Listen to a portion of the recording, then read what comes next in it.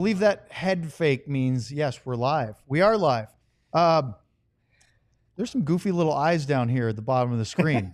Maybe that's a clue. It's Mystery Guest Day. Where do you see as part eyes? of DLLS Oh. Spirit Week. We have a guest who will be on for the entire show. Let's turn off our volumes and let's get started. It's going to be a good one. I promise you will not be disappointed with our mystery guest.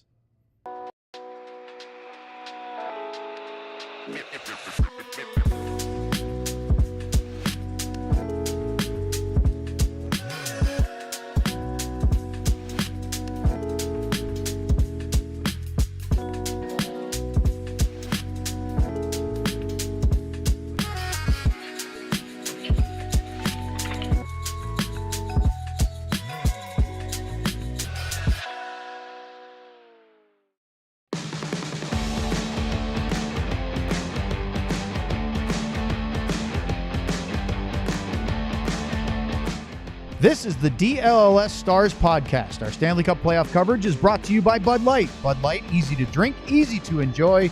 Enjoy responsibly. And by Happiest Hour, your home base and the best place to catch the Stanley Cup final, just steps away from the AAC. The ultimate spot with 50-plus beers and 40-plus TVs for all the big moments every single game day. Happiest Hour, your favorite spot for the Stanley Cup final. And we welcome you to our DLLS Stars podcast on a Tuesday, June the 17th. Before we get to the mystery guest, let's talk about Big Brothers Big Sisters, because as part of ALLCITY Spirit Week, we are teaming up with Big Brothers Big Sisters of America, an incredible group creating life-changing mentorships for kids across the country. We've set a goal of $10,000, but we'd love to smash right through that, and we can with your help. Big shout out to our very big listener / viewer, I Love Misty, yes, who gave a Ludwig yesterday, $303.03 donation to the Big Brothers Big Sisters. You can donate using the link in the video or in the description here on YouTube. And if you want to make an even bigger impact, you can also sign up to become a big by visiting bbs.org/allcity. Let's do something meaningful together this week. Bloods is already waving. All right. Alongside Craig Ludwig, Sam Nestler, and, of course, Elijah Smith, our producer, and Yoshi. He's in the Bud Light bucket. Straight I'm from Owen my Newkirk. bedroom. We have a mystery guest today. And for the big intro and reveal, we turn it over to Sam. Yes, so we're going to give Craig Ludwig a chance to guess here before we start the show. So I'm going to give you a few hints before we bring on our guest. Our guest is from Ontario. He is 32 years old. He has played 154 NHL games in his career. He's a big fan of Mario Kart as well as superheroes. Blood still has no idea. This better not be the dude that made the song up. Oh, no, You're talking about Hella Buck, Buck, Buck? No, not that one. What song? What's the other clue? He got to know. Oh, no, you say he played 154 NHL games? Yep. He got to know 2 different cities very well this season. He did? Yep. I got one more tip for you. You want it? Yeah. He went to the same high school and played for the same OHL team as Tyler Seguin. Well, I don't know where Tyler Seguin played. He went to the same high school as me? No. No. How old is he, 34? 32. 32. I hope. Went to the same. I won't even know where the hell Tyler played. You want us to bring him in? All right. Yeah. You got to guess. The chat is figuring it out. All Wait, right. what? Are they? Did they got figure it it. out? They're They guessed know. because of the clues, Sam. Ladies and gentlemen, welcome Mr. Scott Wedgwood. Yeah. There he is. There he is. Probably a little uglier than your ex-wife, eh, lads? Just another guy I couldn't if score on. only the viewers could have heard our pre-show chat. What the hell has this got to do Oh, with they me? don't know that? I thought that was live. Wedgie was Oh, for listening, crying but out he was loud. in the virtual green room. So he got to hear that, but nobody else knew. That was Wedgie, by the pretty way, I'm Luds. Nice to meet you. I met you at. I actually met you at Don's memorial there in the bar. That you Oh, told the yeah. story. There you go. Yeah. See? Well, and you know, I don't remember a lot about that because when you have these kind of things at a brewery, it kind of, it was it was You can appropriate tell. place for Don though. Hey, Yeah. by the way, how long did you get to spend with Don? Don Windicombe, by the way, who we're Yep. talking about. Yeah. Well, I was traded there in 20. I think it was I think it was the second season I was there. So I was there for half, like the trade deadline down, and then the next year he ended up passing. What a great guy, dude. huh? Unbelievable. So nice. Now you guys still, probably when I came talked back to in him. the playoffs. I came back in the playoffs, and Jonathan and Bob that run the door, we were talking about him again. So that was cool. You guys probably interacted with him more because you're down there. I mean, I would see him when we'd walk by. I didn't loiter a lot before games down in the locker room hallway by that door, but couldn't have been a nicer human being. It was funny because in the beginning when we got there were like 9 of us that rode a lot, bikes, not bicycles, Harleys. So anyway, and Don had a bike also. And so he was always trying to get his foot in the door when he wanted to come for a ride with us. And ultimately we were thinking, well, why not? Well, then eventually we became pretty tight. And one day he says to me, hey, I got a job that I'd like you to help me with. And so come to find out after, I don't know how long it was, Don was a PI. I didn't even know that. And so what it was is he would be doing these jobs where people are collecting disability, but they're riding in on their Harleys and going to the bar and having a few beers and riding out. So Don would get a picture of them. And so I said, what do you want me to do? I said, I just want you to come to the bar and drink. And I'm like, what? And he goes, well, sometimes they'll know me. I just want you to come in. We'll ride in there. You just kind of, I'll tell you, point the guy out and you go sit next to him and have a few beers and ask him if he wants to go down the street to the next bar. So far, I'm thinking, well, this is a piece of cake. Job for you. And I said, okay. And then as soon as we got on the bike, Don would be waiting outside behind a tree or somewhere, and he'd get a little picture of the guy driving off and busted. You know, Wow. I felt bad. I was the bad guy in the whole thing, right? I mean, You were the bait. well, I was the bait, and then sometimes I needed a little more info on who we're actually dealing with here, because I go to Sturgis with a group of guys, and sometimes I'm like, okay, well, this Boy, stuff Wedgie didn't know what he was this getting stuff into can today. go sideways once in a while. So anyway, I enough of remember the that. story. It was cool. No, I We remember. call Wedgie, them I'm actually Bloods so Capades. happy that this is you right now, because when these idiots were talking to me a couple minutes ago, I was so worried this was going to turn into a roast and it would have been my 3 kids on here. And that would have been one pure roast. We So- have to do that later. Yeah, we we'll do will that. He do gave, that us, he card. gave us a lot of ideas. All right, Wedgie, let's start off with something. We're going to get into way too many topics for We need 2 hours. for 1 hour. 1 hour here, will but not be enough. I want to start with the most recent, which is when I Okay. texted you to get on the show. You told me you had, and I think you called dad duty for the week because your wife was gone with your daughter Scarlett. I've seen videos of you throwing green shells at your own daughter riding a Mario Kart, which is why we have Yoshi here for you. So all I want to know is, how was dad duty and what sort of shenanigans did you two get into? Awesome, unbelievable, easy baby. But we actually, I don't know if what much you can hear, but I got construction going on out back. We just put a pool in, so they're doing all the stuff around it. But we've had water all last week, so we were in there, a little splash pad for her and stuff. And then my parents came down, because if it was just me and her, nothing in the house would have got done. But my mom and dad are unbelievable at jobs and OCD, and my dad and I, got a lot of tasks done, so they were here for the week, which is awesome. And with the pool and whatnot, they got a little vacation out of it. So she survived. Wife's back. Everything's back to normal. No damages, which was good. But no, I mean, easy baby right now. I can't complain. And it's a lot of fun when you get that opportunity with her moving around now. She's hard to keep up with. I was going to ask you about this, but since you brought it up, I didn't think at the time that we were going to have you on today, so I didn't do like a screenshot. But you posted a photo on your Instagram story a week or 2 ago of the backyard pool being built. And I don't know if you know this, but Ludz's family, speaking of the kids in the roast, they have a pool company in the family. And I figured you guys would love to swap building pool stories. What's going on up in Michigan right now?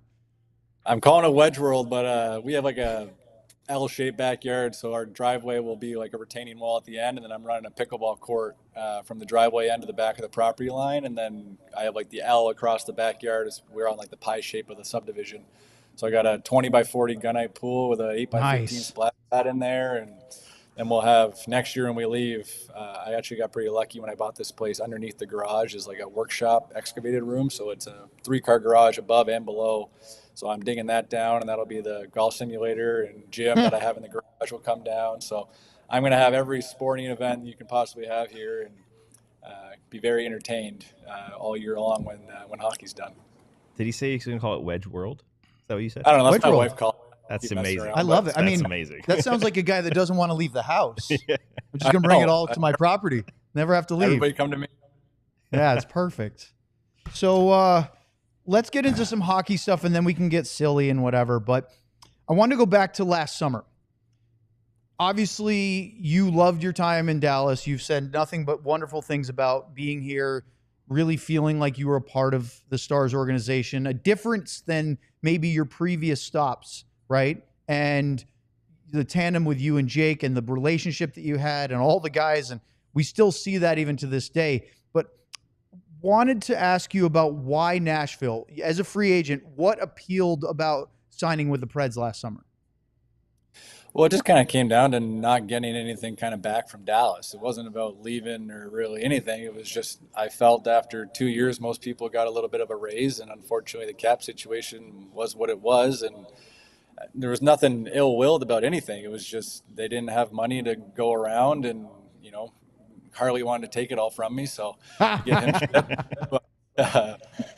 But no, it was just, you know, there was no ill will. It was just, hey, this is what we have for the job. He can take as many years as he wants, or whatever the case may be. We'll try and work it out to, you know, kind of appeal to him. And looking at family and situations and what it was, it just kind of felt like I had just got my, you know, it was maybe a team friendly deal, but it was also my first one way when I signed that 2-year, $1 million deal. So I was pumped just to take that and get in the league and earn some time. And then, you know, I didn't blow anything out of the park. I did my job. And then it was one of those situations where I was like, you know, a little bit more would go a long way if I want to buy a house there and do some things and have 2 properties and, you know, all the behind the scenes logistical stuff that's just hard on the lower end side. You're still making a good living. There's no complaint about it. It's just the way the kind of the world works. And it kind of felt that wasn't going to move much. And we came down the last few days, and I was just like, you know, let's see what's out there. And then Nashville, as soon as phone lines open, called at, you know, $500,000 more a year. It's $1 million after, you know, 2 seasons. If they got a 2x1 again, or, you know, 2x1.5, that goes a long way for my entire generational side of the family. You know, parents, everybody, they're coming up on retirement. It was a big picture decision. And then obviously Nashville was looking at making a splash, which they did. Probably one of the most sought after cities for free agents, just in the sense of how fun it could be and what the overall vibe was. Obviously, you know, a little bit of a shortcoming for them this season, and the way it started obviously didn't last long there. I think I was there from Labor Day to Thanksgiving, but you know, the contract now is what I was looking for, which was a huge part of it. And there wasn't as much when I was asking for from Dallas, which was unfortunate. Just there was nothing there, and they had so many pieces, and, you know, they're up against it again. So it's a hard job for those guys, and it's not, you know, we don't want you. It's just, this is what we can afford for that position. And I was lucky enough to get what I got. I just, you know, obviously did wish it was there at the time, for sure. So then you go there, and look, when you signed and we started our show, I think it was late August, and we talked about the move because it had happened a month or so before, because we weren't on the air yet. We talked about, look, we don't hold it against you. You're a player. You have we all know, finite career. You have to try to maximize what you can with your earning power while you can. And there was no hard feelings. This was just business, as you just laid out. Then you get the opening night start at Bridgestone Arena against the Dallas Stars. It's like they scripted it even. What was that like to face your old team the first game with your new team? Pretty emotional, honestly. Like, just the whole build up to it. Saros was right on the mend. He was kind of slotted to start, and then I think it was the night before they're like, hey, you're going to go. We don't want to, you know, risk him any more than what he's already been done. So it was kind of last minute where I didn't have a ton of prep time. The guys had come over for dinner the day before and kind of said hi and things like that. So quick pace, you know, it just kind of was what it was. I let up a little bit of, I'd call it a softie to Marchman, and ended up winning the game. So they hold that over me. And then obviously with Jason scoring, I've still get texts from him the other day. He's like, I'll be back in Michigan soon, and scoring on you all summer. So he got a few on me this year. So I always hear from him. It's a tough guy to stop, but yeah, emotional. I mean, we got like a little board in Scarlett's room of stuff that happened all year, and that roster of both teams at the start of the season's on the board. We had a little game card sheet from that, and big day. They did the they had like a gold carpet, like you guys do the green carpet, and we were able to bring our kids. So she was in my arms walking in the arena and stuff, and just different, definitely different. Start the season emotional, and then all that added up. I would like the day back for the hockey side of it. I didn't play a bad game, but felt I could have been a little bit better, and my year just kept, you know, rising for my play, which was nice. But a little bit of a tough start, but also the team had a tough start, so it was on all of us. We're going to continue this conversation in just a second, but we have to do a couple ads real quick. So bear with us. More with Scott Wedgwood next here on DLLS. We're going to lead this off with me, aren't we? Oh, of course. Always. All right.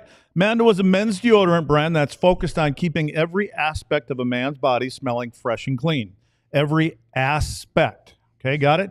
Mando overtly calls out more colorful parts, men's bodies, such as your pits, your belly button, butt cracks, your berries, and Sam, what else?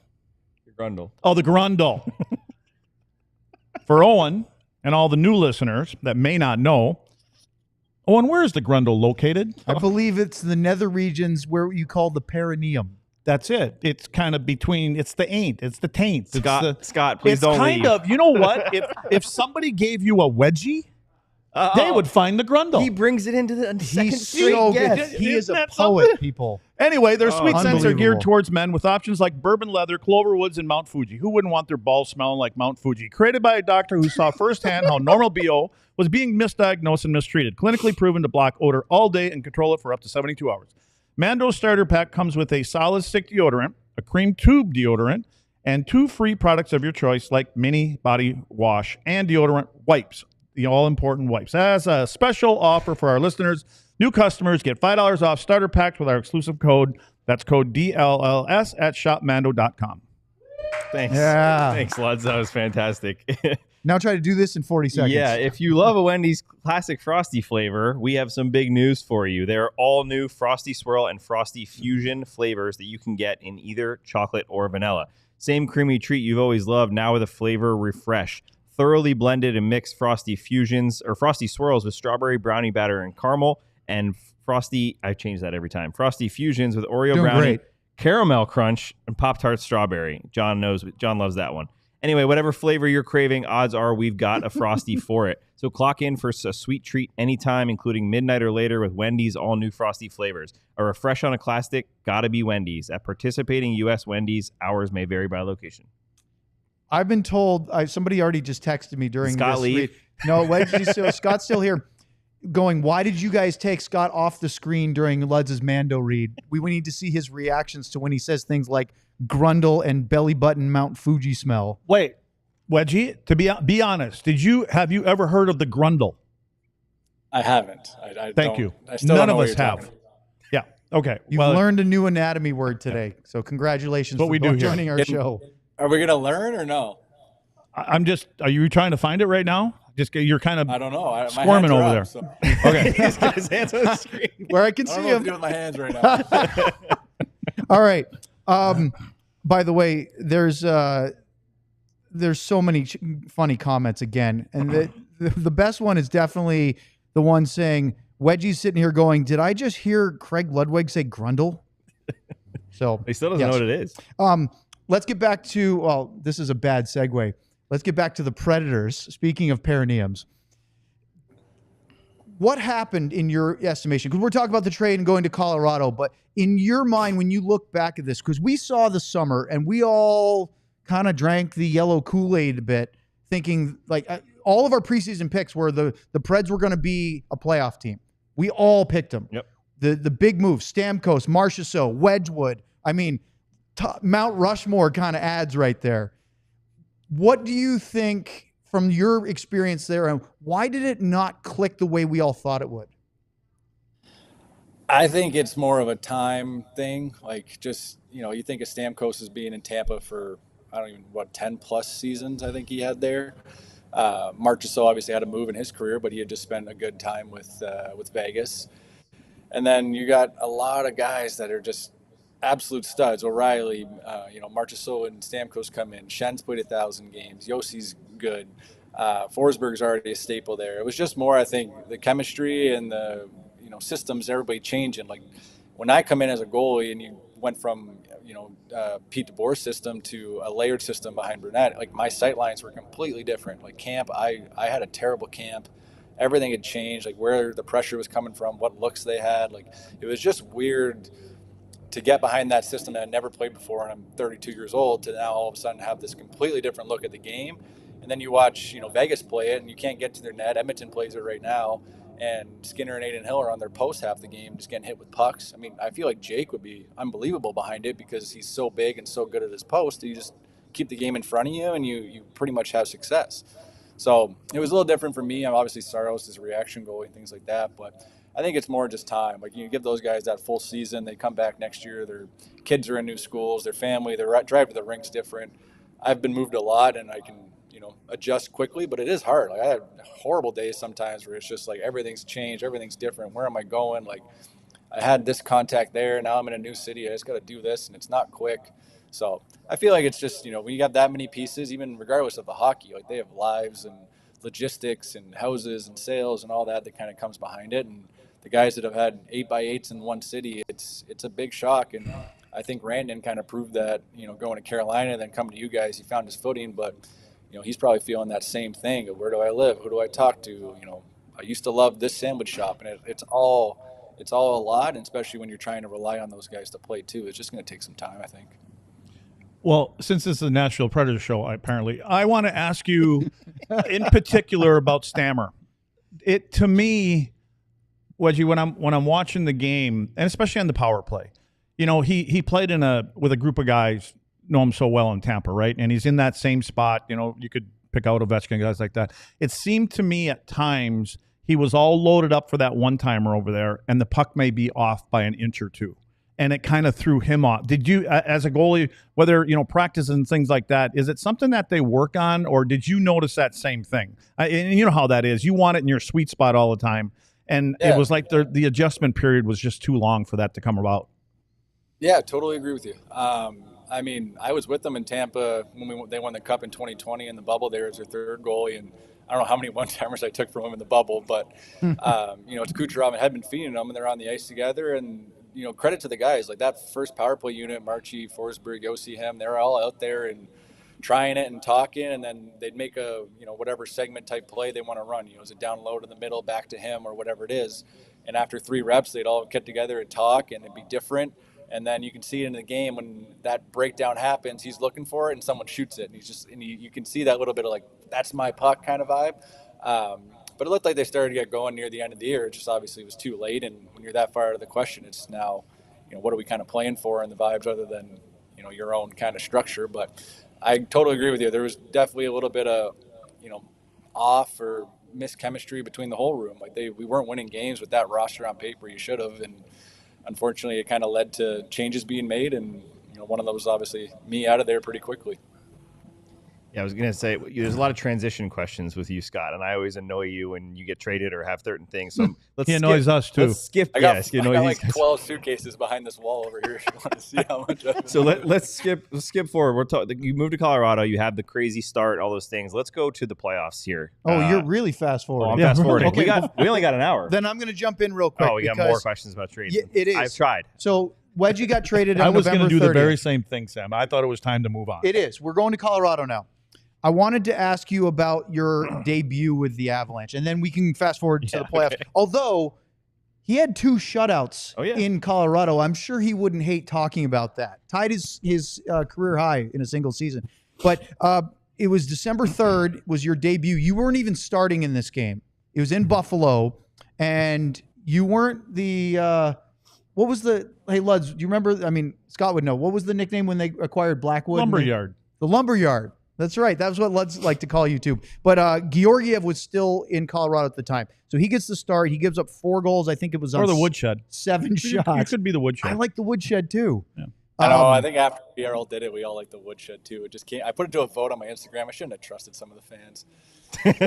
It's always a risk to put it to the public, right? You're going to get Bodie McBoatface. Especially when you get lit up in games you're both through. Now it becomes a splinter shop or something like that. Or just you've been taken to the Woodshed, right? Yeah.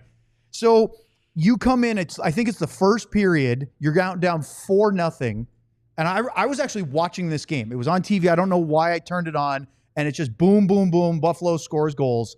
And I'm going, wow, this one's over. You come in and you guys win 5-4. You stopped all 22.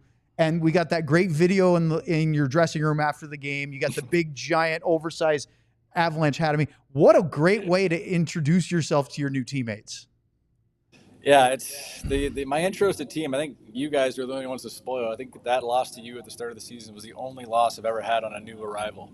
Really? For start, yeah. Like even in the American League, I honestly think I won every stinking start I got on a new team. No, it was just like it was such a whirlwind, right? Like we just talked about all things changing. We played at home in Nashville against somebody on Friday. We're in Minnesota that night to sleep, play the midday game, and I'm asleep. Hopefully, I think it was right before 11, and right around midnight, there's an alarm beep going off in my room, and Barry Trotz is at my door, and he's like, "Hey, we just traded you to Colorado," and I was slated to start against Minnie the next day, and obviously everyone calls you. You got agency calling, new teams, coaches calling, new GMs, new travel agents for the team, and people like that. So that all gets a whirlwind. I get to Colorado the next day, back up in Edmonton. Damn. They give me the next day off to fly back to get some clothes because it was just an overnighter, and then I meet them in Buffalo. And obviously, Bednar is like, "Hey, like when have you played last?" Because they were running Saros because we weren't winning.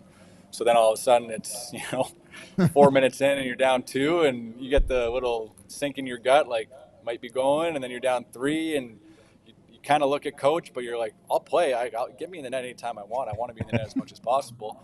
And then 4 goes in, and he kind of looked at me. He's like, "You're going." So got in there, and it wasn't nervous or anything like that. It was more just you want to have your best foot forward, and you're kind of in a game that stinks. So we got 1. I kind of did the job for the first, and everybody kind of knew we just had a slow start for whatever reason. But with that team, obviously you guys know them so well too. Playing against them, they can unload on you. So it was just kind of that vibe, like fight your way back, and then found a way to win it, and which was cool. I had a similar thing in Arizona when I went there the second time. Vamelka gave up 2 early to Seattle, and we came back and won, I think 4-3 or something for the first win. They were 0-10-1 that year, and I think that was Andre Turnegie's first career win.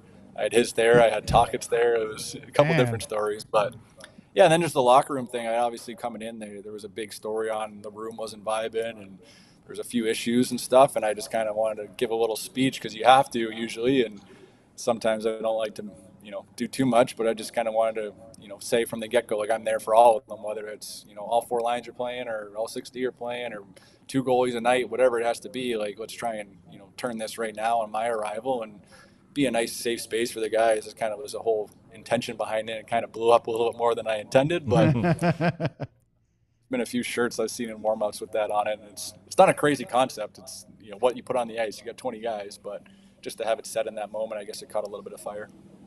Yeah, you also have us probably posting it 7 times over here. Of course, watching it. But didn't you? I think I confirmed this. You had 72 saves against Carolina in your debut for Dallas. Is that right? Did you 125 shots on that? Yeah, I think that was it, right? I had actually, Elijah, do you have that picture of Scott and Jake on the ice at the arena? I was just thinking, I was looking back at pictures of when you first came here, and I think you were wearing your Coyotes gear. You had the black helmet with the star, like the green sticker on it. Here you go. Here's I believe this came up on a memory the other day. I think it was the first skate. That's the red. Is that the Arizona pads you got? Yeah, the maroon, gold, and green. And then Reeser and I went back to 2012, my first year pro. He was working for Philly and came down to the coast for Cal Heater and Nico Hoivanen. So I knew Reeser from way back and would have been the first time on the ice with him since 2012. And I got a lot of contacts. I was going to say, what's the process for you of getting I'm sure we're going to talk gear and stuff like that. Getting the new stuff. Got to be in the right order, though.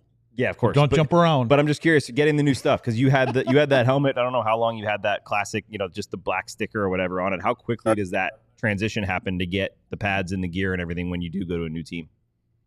Usually like the next day that you're traded, the goalie reps that work for the companies will reach out and just say, hey, we had a set going. So like this year when I got traded, they had a set going for Nashville, and they just kind of pulled it off the line, changed the colors, and remade it. So that one, usually it's 2 weeks. The biggest hiccup is from the factory. It's got to go to the league offices. They have to sign off on your measurements and that new LDS system to make sure no one's cheating, kind of thing like that. So that's, they go from Montreal to New York, get measured in New York, and I don't know how long that process is, a couple days, then reship to you, and then you got to break them in, and some guys can use them out of the box. I'm usually 4 or 5 practices, so that takes some time. And then I've been in the same helmet for a few years, so now Dave Art over in Sweden, he's got a couple molds of my head kind of ready to go, and he just kind of says, hey, you're on a new team, I'll paint a new one, and I got to actually start making a design for next year now too. So that's that same thing, couple week process, and then it all just kind of comes. I had a yellow shoulder pads there, chest protector for a bit under the Avs jersey because that's kind of like I only make 1 or 2 of those a year. So a mid-season ask for that, it kind of gets they move it up as quick as they can, but it's not an overnight process. The trade, I didn't know it was that long, but also the trades never seem to be from a red team to a red team or a blue team to a blue team. Never. It's always a goalie Jeff with like from the Montreal to bright Boston, red. right? It's hilarious. Or you got Tim Thomas just doing whatever he wants for the fun. Florida Panthers gear and wherever team, right? Let's talk about masks next here on DLLS with Wedge. Butt cracks and beer. What's up, Stars fans? Hey, it's just about a little over a week to the NHL draft. Stars don't have any first-round picks, but tune in anyways. Enjoying a game should be easy. What to wear? Throw on that favorite Stars jersey and get ready for next season. Not sure what to serve your friends? That's even easier. Grab some Bud Light, grab some pizza, and stock up that fridge. See, it's that easy. Just like Bud Light, which is always brewed with 4 simple ingredients for a clean, crisp taste. Bud Light, easy to drink, easy to enjoy. But remember, Sam does it responsibly. Anheuser-Busch, Bud Light beer, straight. St. Louis, Missouri. Is that because he only drinks it by the thimbleful? He just Drink does it. one a year. He's one of the good Very ones. responsible. All right, you. let's talk about Shady Rays. You know that moment, the one you realize you left your favorite sunglasses at the beach or on the roof of your car or at a gas station 3 states away, or if you're Scott, maybe the last place before you got traded. Sorry, that was a low blow. Well, we've all been there. Then you find Shady Rays and it changes the game. Why? Well, these sunglasses are made for real life. Seriously good looking, polarized, durable, and not stupidly expensive. And here's the wild part. If you lose or break them, even on day 1, Shady Rays will send you a brand new pair, no guilt trip, just replacements. So now I actually wear my sunglasses without fear on hikes, concerts, on the boat, wherever. Shady Rays is eyewear that has your back. So, speaking of the boat, Luds will be on a boat in a couple of weeks, and then we'll probably never get him back. We've teamed up with Shady Rays to bring you an exclusive offer. Head to shadyrays.com, use the code DLLS for 35% off polarized sunglasses. Try for yourself the shades rated 5 stars by over 300,000 people, and me, not Sam, not Luds. I don't even know if Elijah got them or not. But they're definitely worth your time. All right, let's bring Scott back in. And we'll talk masks real quick since you brought it up there, Sam. Excellent non sequitur. I should have sprinted and grabbed one. I just thought about it. Well, it's okay. We have pictures for Wedgie's you. got the same decorator apparently as Sam He's does. got my background. It is. I know he's hiding from construction. I got He hasn't. stuff in here. Oh, there we go. There we go. He's got an excuse. Sam's got no books, though. Does he? No, I don't even want to get in there. So let's show the Mario Kart, because when you were in Dallas, you went through a bunch of different ones. Not that one, the other one. Oh, but now we spoiled it, so now Scott knows where we're going. There we go. So that's Robo and Otter on one side, which an homage to a couple of his teammates. And then there's the family group on the other side. But this was pre-Dad in the World stuff. This was anticipation of this. And then there's one more there. You can get a better view. Well, Wedge, this year, as you well know, go to the Avalanche one now. When you went to Colorado, now you're actually a girl dad. And I just think that keeping that theme together was really cool. Yeah. I kind of was in that Nashville one. I made a Wolverine mask trying to tie the colors in. And then I didn't even get to wear it. I made like a corkboard type wall that you would pin on stuff if you were a fan. I made the one warm-ups before I got traded, but it's like a yellow brick helmet with all like a juice box for Sorrow, some mustache for Forsberg, like stuff for the team. And then going to Colorado, they're like, hey, we got to make 2 masks because we don't want you obviously in Nashville color helmets. So quickly it was like, hey, like let's do obviously mountains and stuff, dogs coming down. I got Wild Bucky on snowboard and Commer Cap on skis, and then Scarlet in the tube and things like that to tie it in. And then I made another one with like a Game of Thrones theme that actually was the first mask in my entire career I didn't get to take home. So the charity there buys it, and then the team paints it, and then they sell it off. So they let you keep one, and they took the family one first. And I'm like, I'd rather probably have the family one for me, and you guys can auction off the Game of Thrones one. So, but yeah, no, I mean, my wife and I sit down and spitball ideas for days and hours, and I Google every color and things like that. So, I had some Marvel ones when I first got there, but with the baby coming and tying it all in, and then when I first got the sketch from Dave, he had Scarlett with Robo and Jake behind her on like one cart. And I'm like, maybe I should put my dogs with my daughter. Like, what are these adults doing in this big car? Yeah, I wouldn't trust Robo with a child anytime. Jake wouldn't be bad, but no, Robo's not going anywhere near daddy daycare. I cut you off earlier because I wanted to kind of keep that in order. Do you want to go to the playoffs now, or do you want to talk about Tyler for a second? Let's talk about Tyler. Okay. That's more fun. So I reached out to your good friend Tyler Sagan, knowing that you were jumping on the show, and I asked him if I should ask you anything in particular, bring up any wild stories, things that might be embarrassing questions. And I feel like he kind of punted. I think he was doing you a solid here, because here's what Tyler said. You can just ask how wild it is thinking back to how we were in high school to where we are now as dads. And then he said he may have done some of my homework back in the day. 98% some. No, honestly, like he was so good for me in so many different ways, because the way I was kind of brought up was, like I went into my basement, I played video games, I played with my brothers. We were kind of just homebodies and a chubby kid, and then he was, star-studded, projected NHL player from the get-go. So to get into Plymouth, and he was kind of, obviously a bit more into everything, fashion, workouts, nutrition, like everything that I was kind of just like raw talent. Yes. Yeah, there's Fat Wedge. That was my old joke. But yeah, like it was just, he had such a different, kind of way about life that we had. Yeah, that we did that for breast cancer. That's actually hilarious. I love that. It's a great picture. But he was so different in that regard. So like having the, the mesh of it, I was kind of your, good kid. Break a lamp's the worst thing I've done, and he had, done stuff that I would never even been allowed to do in my house. So we even each other out, and then just after school and things like that, you'd have so much time between practices and days off and everything in between. We hung out 24/7. He was my ride to school. Some days I didn't get picked up, but the way it goes. And it's just funny. And when I first came to Dallas, he had bought the new house and things, and he brought me over just to kind of say hi and things like that. And we're walking around, and I don't know if I caught him off guard or it was just the way I perceived it, but I was like, dude, like this is insane, like good for you. And it was kind of just one of those moments where he was just kind of like, oh shit, like that's like genuine. It wasn't like, hey, let me move in or whatever. It was just like, dude, like I'm proud of you. Like you were just gross back in Plymouth. Everyone talked about you since we were 10 years old. To do what he's done and obviously be a big name in the league and hold his own and perform surgeries, everything he's gone through.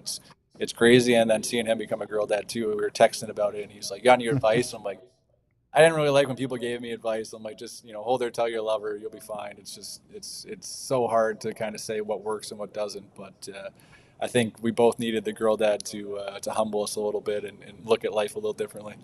Well, I wanted to play a video that you've actually posted on your Instagram feed, because this has to do with Tyler. And I don't know if you can anticipate already, but the reaction to what you did for your buddy is hysterical. So go ahead, Elijah, and roll the video of the Scott Wedgwood socks. Oh, yeah, if you have that at your fingertips. Oh, he's going to go look for. Okay, so we'll come back to that. So why don't we pivot to playoffs, and then when we have the video, we'll go back to that. All right. So Scott, as I was asking you 20 minutes ago, when you move it, so you had the whole situation with Colorado. You already talked about your first games against Dallas. So you're like, I can't get away from these guys. You play them a bunch of times with both teams. Then your first round series is against Dallas. What are the initial thoughts? And then how did that series go? I talked to you a ton in Colorado. It's got to be a weird feeling being around those guys, not just for a game or two here and there, but a full 7-game series. Yeah, honestly, like I think the strangest thing was like no one's phone worked. Like I didn't text Harley text me. I didn't talk to Robo. The only person I was able to talk to was Niels Lundqvist because he was hurt. So,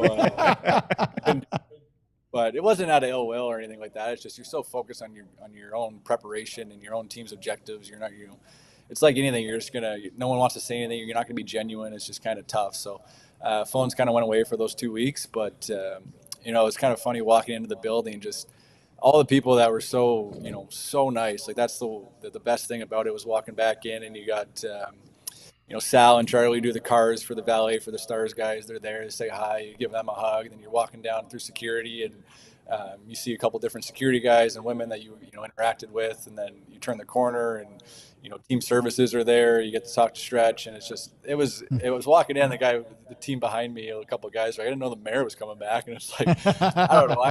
I talked to everybody, and it's just, they were all so nice and good humans. And that's the best part of the game, in my opinion, is kind of the people and the world around it. So to come back and also get embraced and remember, and it wasn't long ago, but to just kind of have that little story connection with everybody was cool. And then you get on the ice, and I remember Jake made the comment about flipping me off before the one game, and that kind of went on social as well. So he had texted me. He's like, I didn't actually flip you off. I'm like, no, I know, but Shane, Sagan, Hartley, everyone else did. Like, you might as well just join the crew. But no, I mean, that, even warm-ups, you look at a few guys, Ben came over, shot a puck through my 5-hole one time, and you look at him and he's giving you a stare down or whatever. And I was like, hey, congrats on the kid, by the way. And he's just all of a sudden oh yeah, we're humans again for a minute.